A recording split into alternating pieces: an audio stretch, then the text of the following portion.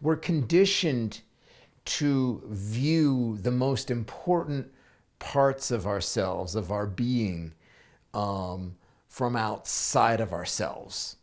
Okay. We look to other people, we look to experiences, to our culture. Do we fit in or not? Are people happy with this or not? Are we successful or not in terms of success, in terms of our culture?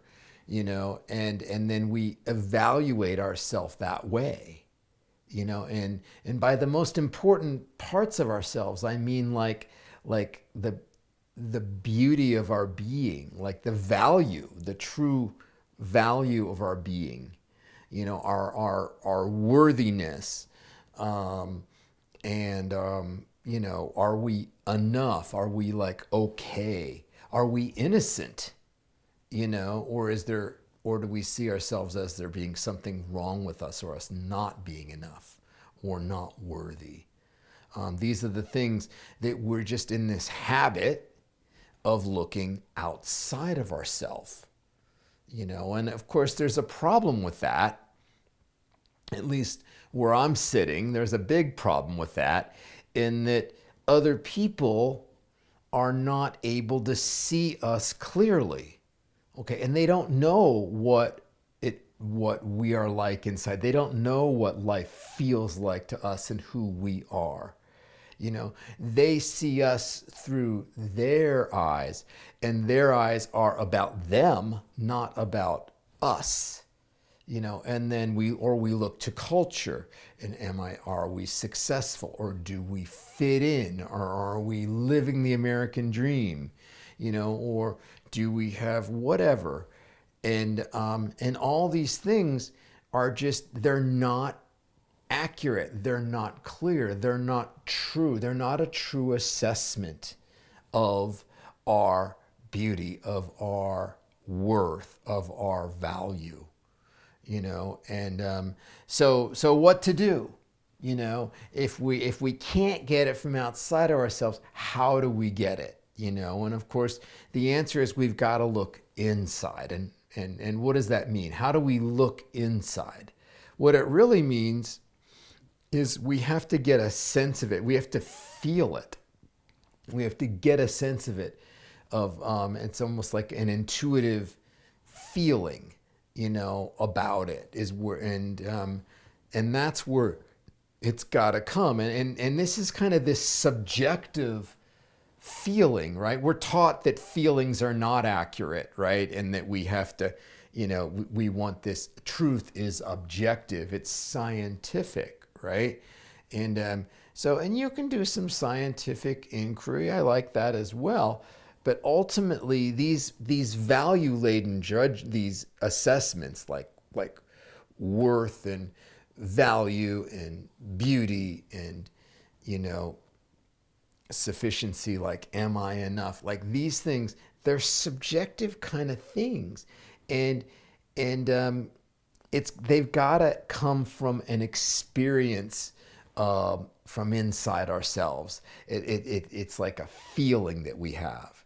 And some spiritual practices are intended for this, like maybe meditation would be something that you could do. Or I love the practice of self-inquiry, of asking yourself a question and waiting for the answer to come and feeling that answer is true, and then taking that answer down as deep as it goes, and then feeling it's like, yeah, that feels right, and that feels like the truth of my being. That feels like the true answer to my question.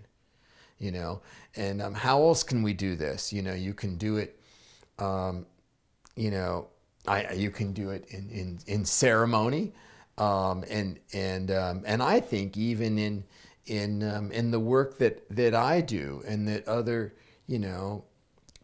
whatever life coaches or therapists do. It's like what they're really doing. If I'm doing my job, what I do is I will guide you or create an experience so you can experience the truth of your being. so that you can experience your worthiness and your beauty and your value. So again, it can't come from me. I can't tell you you're awesome. I'd just do it. I'd say, hey, you're beautiful, you're awesome, that's great. If that worked, I would just do that. But where it really lasts is if I or whoever else can create an experience so that you experience that for yourself. Now kind of we're getting somewhere, because then it's a direct experience. And you're feeling it from inside. And then no one can take that away from you, because then you know it to be true. You know it in your bones. It's like, I am beautiful. I have value. I am worthy of love. Like, I am enough, and I'm okay. Like, I'm innocent. Like, there's nothing wrong with me. These things, they've got to come from inside. And so my challenge, or my invitation, we'll go with invitation. It seems a little less ominous. My invitation is to work to find things, okay, that you can get a clear and true experience of yourself, and these most important things. And that might be like walking in nature, or self-inquiry, or, whatever it is. One of my clients does active imagination, or interpreting your dreams, or, but all of it gets down to, or doing artwork, or music, creating or playing music, or listening to music. It's like, it's something like, what's your passion that allows you to get this clear view and this clear assessment and this clear truth of your being from inside.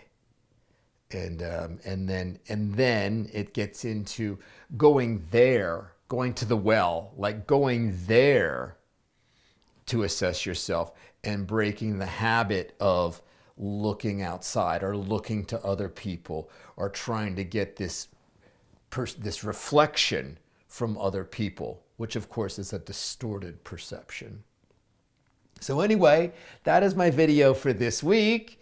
I hope, thank you for watching. I hope you have an awesome week, and that my invitation is to just kind of work with these feelings and trusting those feelings. That's the other part of it, of course, is once you experience them, is trusting them, and to allow yourself to look to yourself and look to your feelings and your gut feelings, and how can you experience the truth of your being. And if you have, a conflict in your life, go inside, go to the well, go to the source. And it's just like, am I doing enough as a parent? Was I uncool with my friend? It's like, that's where it's like, go inside, and find the answer and sit with it until you feel it to be true. So anyway, I hope you have an awesome week. I'll see you in a week. Goodbye.